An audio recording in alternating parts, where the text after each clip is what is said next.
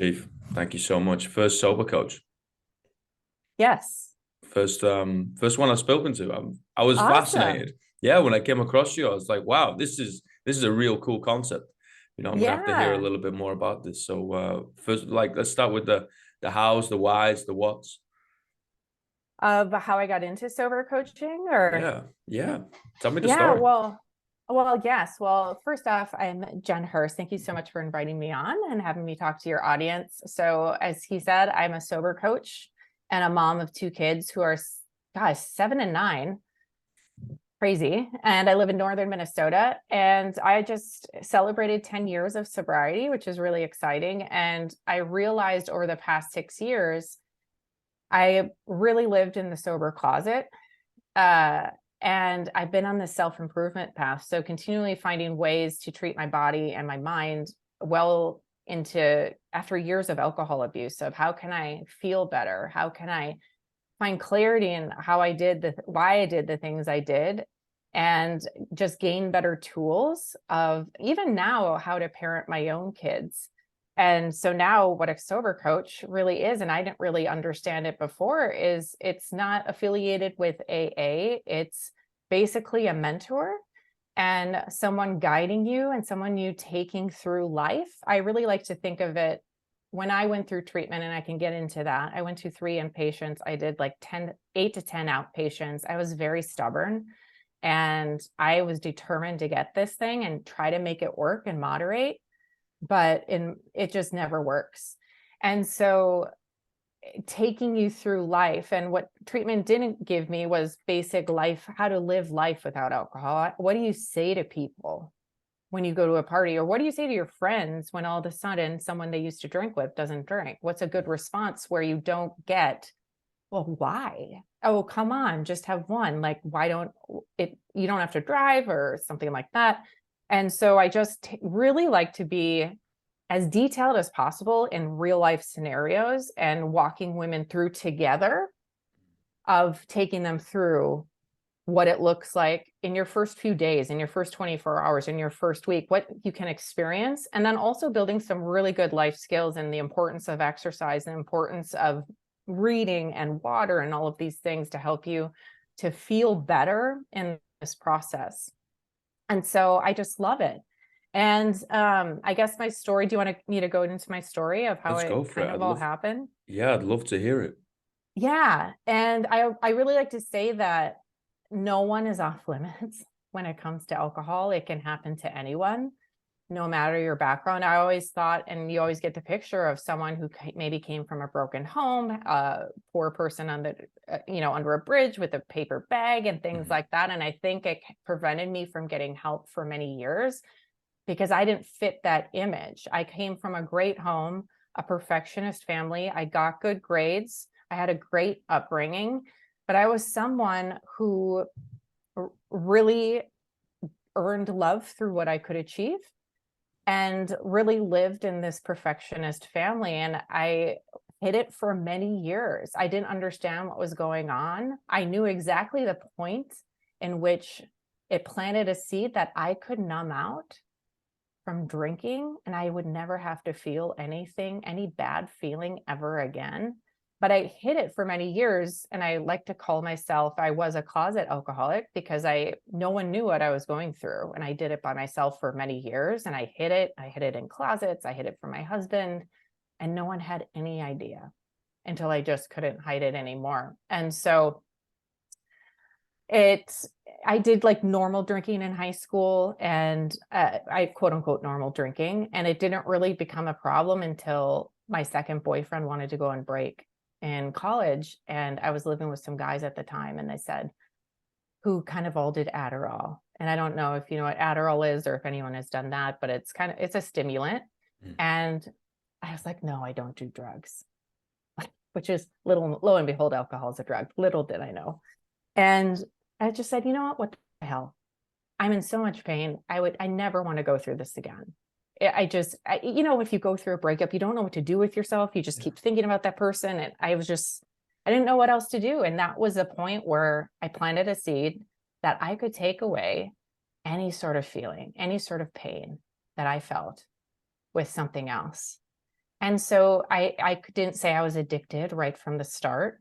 I just kept doing that anytime I didn't feel loved or anytime I felt stressed. And I just started self-medicating, and I eventually got to where I couldn't sleep. I was having racing thoughts. And so I would drink to fall asleep. I am a classic workaholic.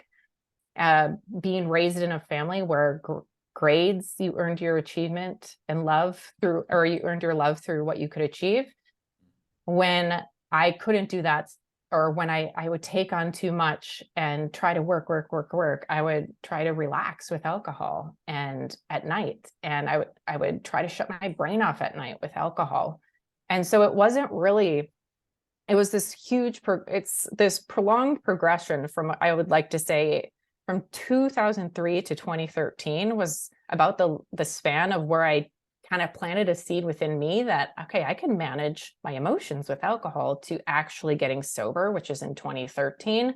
So it was about a 10-year progression of me increasing my intake, my tolerance growing, kind of going back and forth, questioning what was going on, getting diagnosed with anxiety, getting medicated for that. And it really didn't wrap up until the year before my wedding, when I was just kind of working nonstop. And I would drink to have fun. I would drink because I was alone. I would drink because I was working, and I just couldn't take it. And it was just, I became so dependent on it that I needed it to even feel normal now, because my system was so dependent on it. And I would go through withdrawals. And so I like to think of, and I like to show my before picture as the day of my wedding, because I was taking Adderall, I was drinking around the clock. I was just saying, just get through today. And after that, I didn't hide it anymore. I kind of collapsed. And I started drinking around the clock. I didn't hide it.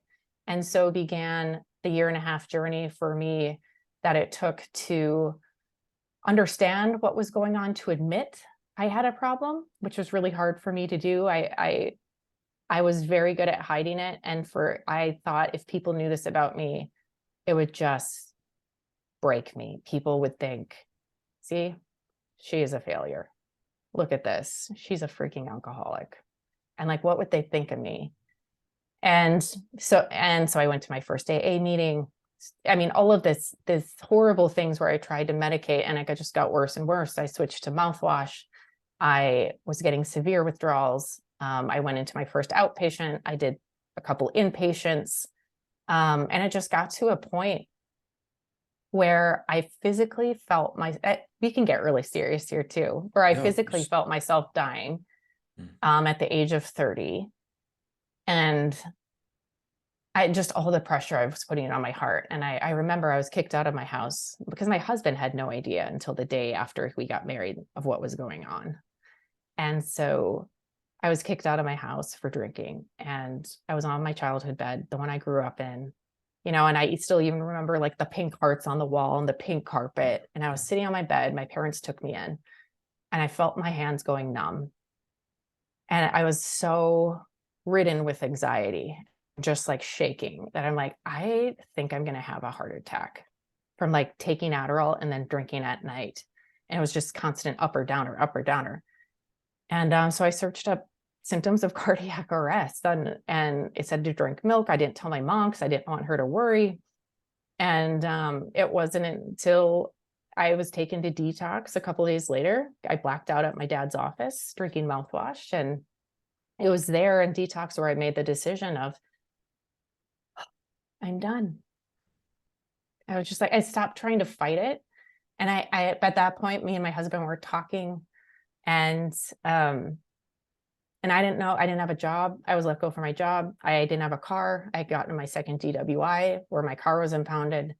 Like all of these things started happening because I kept telling myself, well, that hasn't happened yet. Yeah. And then it did. And I lost my job. Okay, well, that hasn't happened yet. And then I started losing that. And as a very tenacious, stubborn person, I had to push it to the lengths that I did for me to finally freaking get it. Of I cannot manage this thing, and nor do I want to. It had taken so much from me that I said, if I don't do this, I'm literally going to die soon. And so once I made that decision, everything got so much, no, I wouldn't say easier, but it was just a huge weight lifted off. I stopped trying the mental gymnastics that goes in your mind of trying to manage something that's not supposed to be managed. And I just kept doing the next right thing. I went to AA, I got a probation officer, I did my day in jail. I got a simple job at a printing company, which I had to bike to because I didn't have a car. God, it's just like crazy when you think back to your life 10 years ago. And my husband and I weren't talking, but I slowly began to earn back his trust because I was now like walking the talk. I wasn't just saying I was doing stuff. I was just showing up, and he didn't want to hear I'm sorry anymore. Or, this time it's different. How could he believe me? But I knew in my heart that I was being honest, and I had no more secrets. And I went to my last inpatient stay and for 30 days, and I just slowly began to take back my life. And it's amazing what can happen when you don't put this one thing in your body. Within a few months, I got a job back in my field. In a few months, and within 4 months of my sobriety, we found out we were pregnant. Within 6 months, I got a promotion, and I just started to rebuild my life. And it just, all of these things just kept coming. And the only thing I was doing was not drinking. It was just like, and I kept telling myself, no matter what happens, if me and my husband make it through this or not, no matter if I get a job or not, no matter if I go to jail or not, the only thing that would make this situation worse is if I drink. That's the only way I could keep digging this freaking hole that I was digging myself into. But the key is, it was up to me because I was holding that shovel. No one else could do this for me. They could all want me to do this. Why can't she get it? Like, she's never going to get this. She's been to treatment. Why didn't that work? Is that I had to be ready for it. And I just wasn't. I had to keep testing it and keep trying and just keep getting hurt for me to finally wake up. And yeah, and so I didn't start sharing it publicly. I didn't talk about it because I didn't think we were supposed to. I was brought in, nothing wrong with AA. I never bash it, but from what I got through AA is we're anonymous. And that's what they taught in treatment. You go to AA, you get a sponsor, you work the steps, you go to meetings. If you don't go to meetings, you're going to relapse. And so I got scared, but you don't acknowledge people outside of the rooms if you see them. But I kept having this feeling within me that I wanted to talk about it. And I wanted people to ask me about it. Like, I went through some really tough stuff. Like I almost freaking died. Like, why isn't anybody asking? I think people were too scared. But I also wasn't talking openly. And it was actually for 4 years. And I kind of lived this style. I popped out 2 kids. So granted, yeah, we were in that newborn stage. But it wasn't until randomly I saw a post on Facebook about this woman's transformation. It was through Beachbody. I was like, oh my God. She was just incredibly muscular. It was so inspiring. I really love seeing muscles on women. I think it's so freaking cool. And I just started following this random stranger, and I got into Beachbody coaching. It wasn't like me. It wasn't like me to be so open on social media. And within 2 weeks of starting to share my story, I told my husband, I said, I think I'm ready to finally start talking about this, because I can't expect people to trust me with, I love their programs. I love their supplements, all of that. I've been using it since 2017. But how is someone supposed to trust me if they don't know this huge part of my story? And so one day it was September 7th, 2017. I like to think of my recovery as 2 dates, April 24th, 2013, which I have tattooed on my wrist. And then September 7th, 2017 was the day I finally came out. And I came out on Facebook. I publicly said, hey, I'm Jen, I'm an alcoholic. I just let it all out. It took me like 2 minutes to write. And it felt so freeing. I posted it. I ran into an AA meeting because I was scared. I didn't hide anybody from seeing the post. So literally my work, my coworkers, everybody could see it. And I came back and there was nothing but love and encouragement. And I'm so proud of you. That's amazing. And then from that moment on, I didn't start talking about it every day, but I definitely trickled it in these little parts of my story. And through that, it was kind of like therapy. It was online therapy. It was an online diary of me sharing different parts of people relating, and then women coming in my inbox, messaging me saying either they're struggling or they can relate so much. And over the course, I was starting to think, well, I guess I'm already coaching women in my inbox. And I went to, I think it was in 2018, I went to Rachel Hollis's Rise conference. And I had this inkling in the back of my mind of maybe I'm not supposed to be, and I'm actually a brand manager, graphic designer. That's my career. But I was doing Beachbody on the side. And I said, I don't think I'm supposed to help women lose weight. I think I'm supposed to help women get sober and stay sober. Because there's something here. They wouldn't be messaging me if there wasn't anything here. And I went to that conference and it really solidified kind of rebranding sobriety. And it never occurred to me that you could do something other than AA. I went to AA meetings and I liked AA meetings, but there was just this whole thing with being anonymous and it just didn't feel right for me.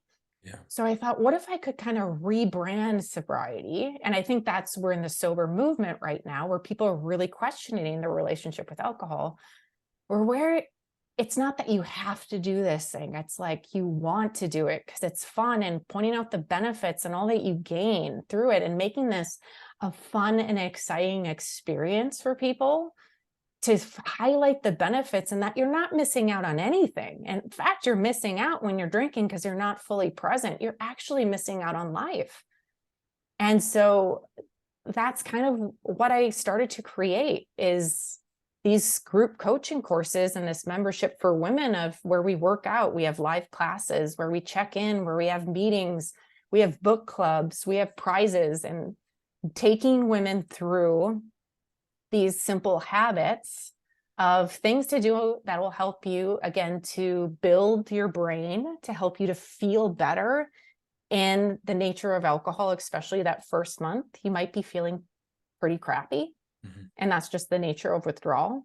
When you stop something suddenly, to help them to kind of boost that, to feel a little bit better by, especially getting outside and moving your body, to help to repair years and years of drinking, and to give them the confidence to own this thing and to be proud of it. And that it's not something to be ashamed of or to hide. It's actually something to celebrate and be so freaking proud of. Mm. So yeah, in a long story long, that's a little bit of my story and how I kind of got to where I was, to where I am today. It took 10 years for my addiction to progress to the point I did. It also took 10 years for me to get to the point where I am. And now this is my full-time career as a sober coach. And I never would have expected that, ever. I had no idea that this is what I was put on the planet to do. I thought I was supposed to be an art director for a magazine. And it's crazy how life plays out like that. It kind of directs you into something that you're guided to do. And it's so freaking cool. I completely agree. If you keep fighting against it, usually we end up in holes.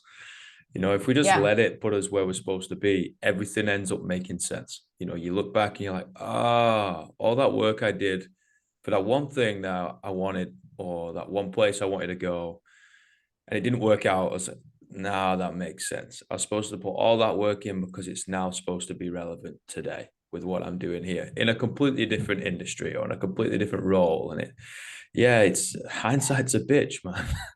Yeah. But I mean, there's nothing more fulfilling or finding better purpose than changing someone's life, to see the spark come back on, for actually not even changing, but saving someone's life. And God, it's so freaking cool to see when you see the lights come back on and you see women rediscover themselves, or not even discover who they are. Because most women that I coach don't know who they are. I had no idea. And now that's what you can get excited about, is this next chapter, is discovering and asking questions of, what do I like? I have no idea. What do I like to do? I don't know, because all I did was go out and drink. Yeah. Well, it's time to get adventurous, and it's time to try new things. For sure. You do. You have to reinvent. You have to recreate yourself, you know, because we've fallen to a vice. You're now a victim to a vice, right? And it's just got you by the throat, and you're just following it. You know, whether that's drinking, whether that's gambling, whether that's, you know, staying up late, video games, whatever it is, you know, like it's a vice. It's got hold of you, you know, and it's kind of put the blinkers on, and all you can see is where the next bottles come from, where the next lines come from, you know. And as soon as you take that off, as soon as you break that cycle, you know, you've taken the blinkers off. You know, there's a big bad world out there. You know, now you get to reinvent this character. Now you get to, you know, you're at the bottom of this character arc, but now you get to come back up. I love that word, like reinvent. Mm. Or even just using that, like you get to reinvent who you are. And it's so true, because if you think about when you started, and I'm not sure if anyone listening drinks, or when you started drinking or had your first drink. I mean, for me, it was 15. And at that point, I mean, that's when you started to date. You're starting to go to parties, things like that, like learning social skills. And then you have alcohol as this coping mechanism. And so you don't really know how to talk to people without it. And then you're stuck, and you're like 40 years old, and you're like, well, crap, I have no idea what to say. How do I do life without this?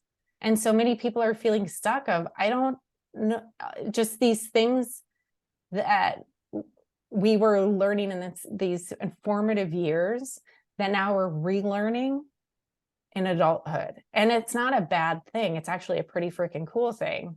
But you just got to be open to letting yourself feel uncomfortable for a while.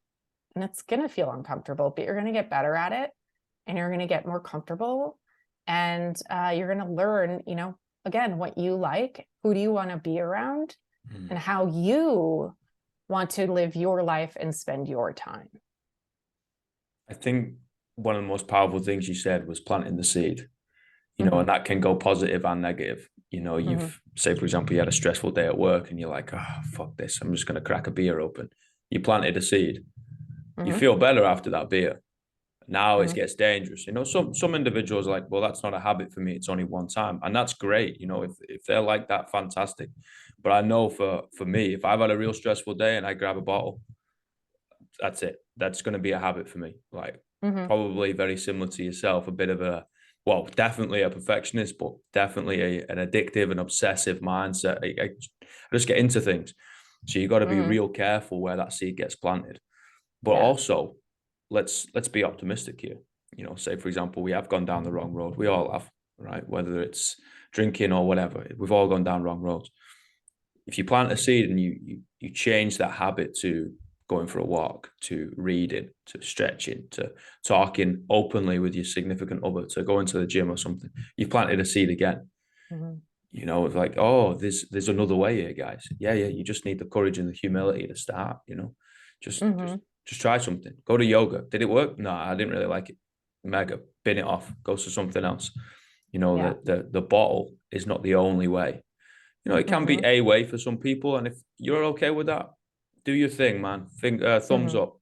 But if it's going to be a slippy slope, probably don't get on that slope. Yeah. And even knowing the whole nature of alcohol, and I didn't even know this, is that it is addictive in nature. It is a highly addictive drug. And so, like you said, the basis of habit formation of doing that on a repeated basis of any time after work, you crack open a beer, you're starting to build that habit of something that's highly addictive. Yeah. And every time you do that, you're kind of, I like to think of, well, neuroplasticity in your brain and habit formation of driving down that same road in your brain, getting deeper and deeper every time you do it. So anytime you do something different, your brain's going to resist that, because it doesn't like change. It doesn't like you veering off course.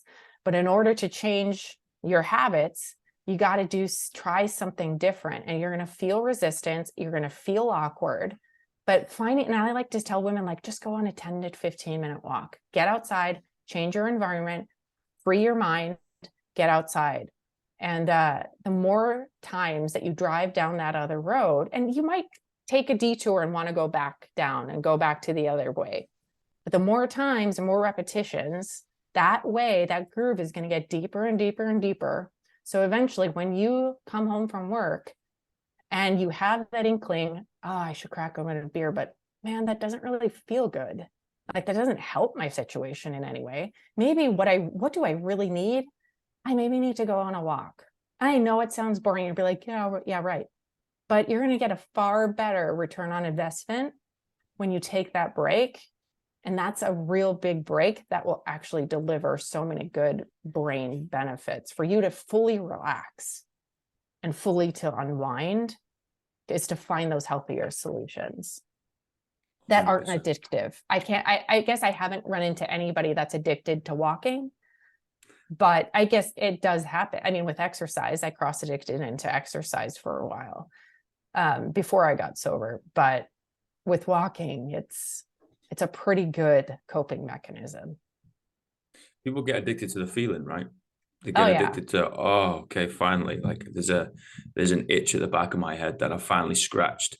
I was like, yeah, there's not one way we can scratch it, guys. You know, I think that's the point that we're trying to make. Of you can go for that walk, you can go do whatever. It doesn't have to just be a beer or a glass of wine. That's not the only way, you know, because that turns into two, you know, and turn two is now three. And now you're doing a couple of bottles a night. And it's like, well, where does this go, guys? Now it's a financial strain on the family, you know, and it's a real slippery slope, you know, like I guess a point I really want to make for anybody listening who might have struggled or thinks they're kind of on the road to struggling with booze, right? Is I worked in fitness for a long time. There is a lot of individuals that train because they have been or kind of still are addicted to a substance, whether that's pills, whether that's lines, whether that's, you know, booze. It doesn't really matter. You know, maybe it's porn. Maybe someone's just like, I got to get out of the house, you know, because I'm just fucking going down this rabbit hole. There's a lot of folks out there, man. There's a lot of folks out there. You're not alone in this. You know, it's okay. You can say you're addicted to something in a gym environment, especially my gym environment. I ain't gonna judge. It's like we're all been addicted to something, whether that's bloody playing tiddlywinks or food. Food's another one. You know, we've all got some sort of vice. I was like, we're human at the end of the day. Like we're flawed. You know, we in our very DNA, we're gonna decay. We're gonna die. We are flawed in nature.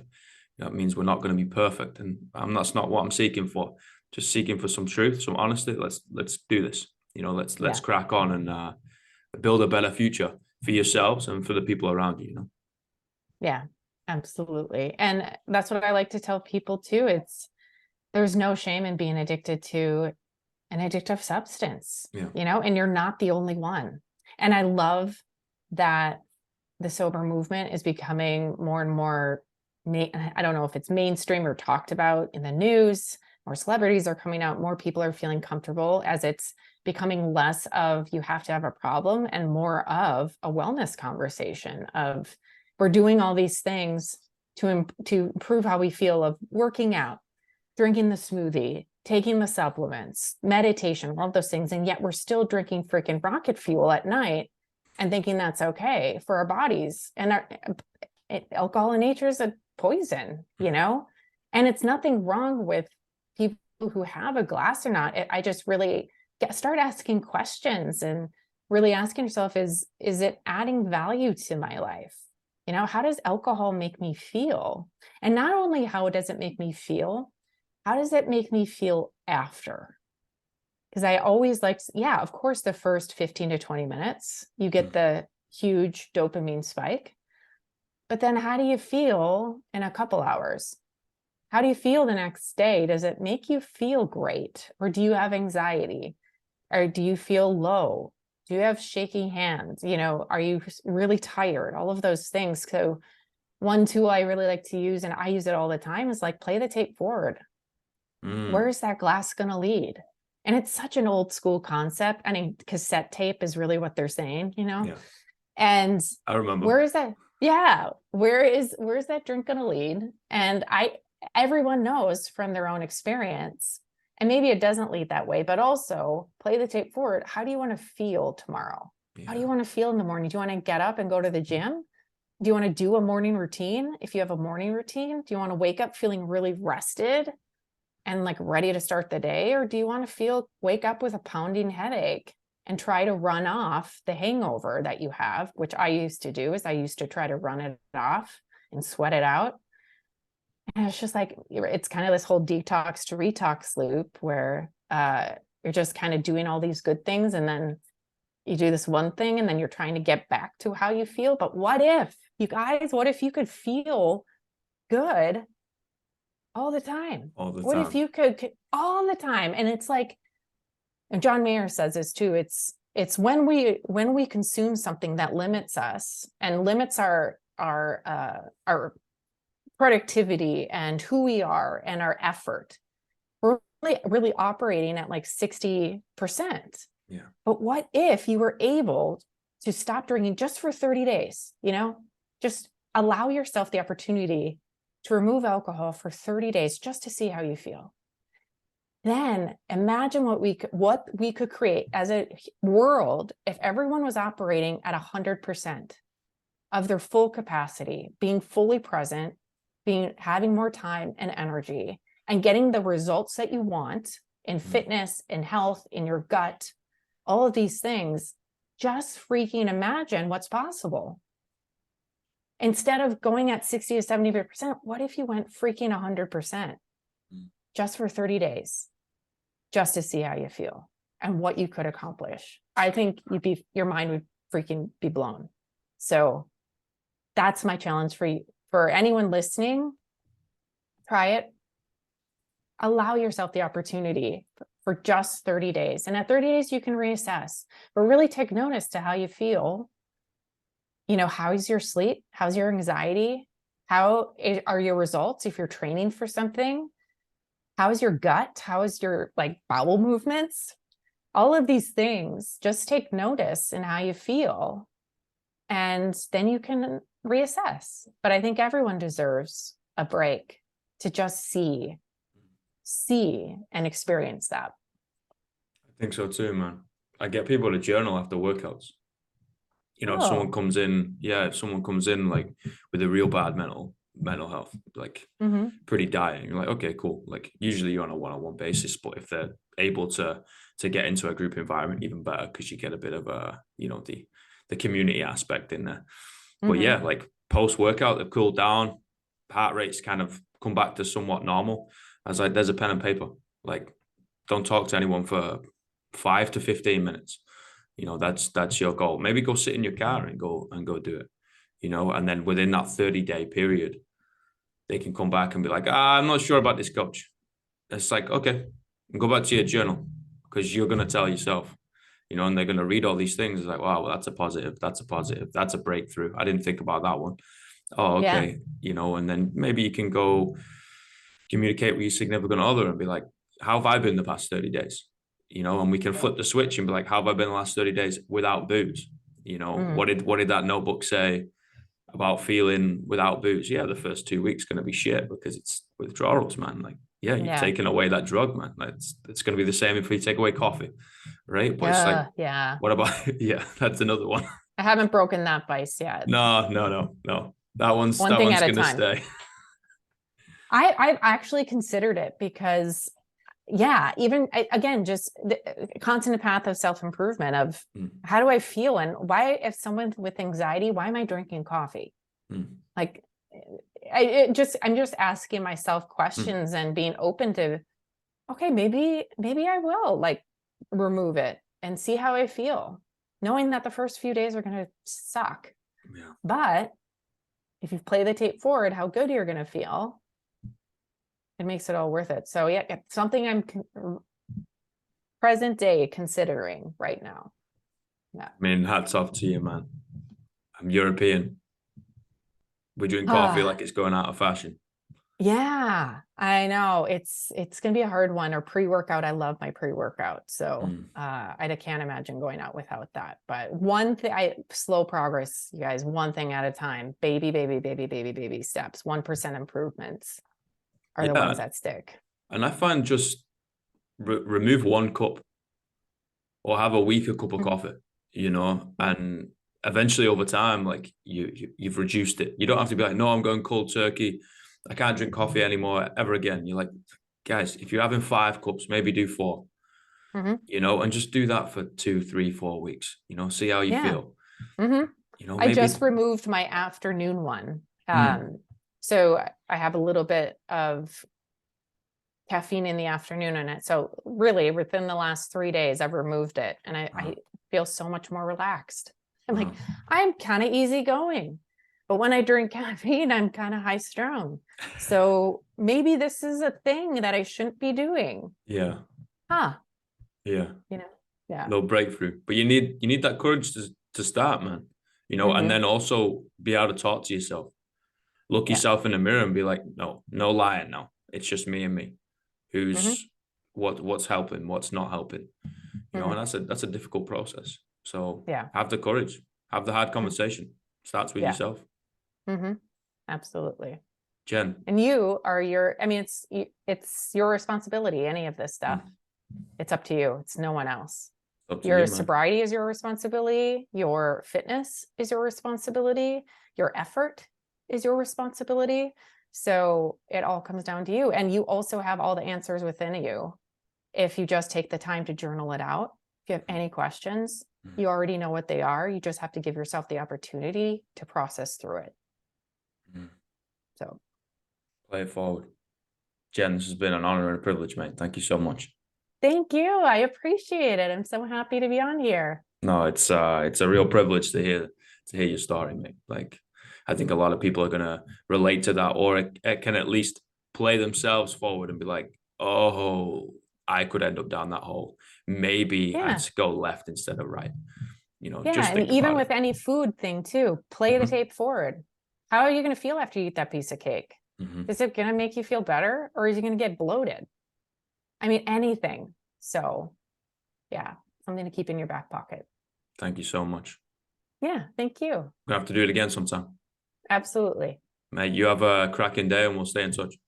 All right, sounds good. Thanks, pal. All right, bye everybody.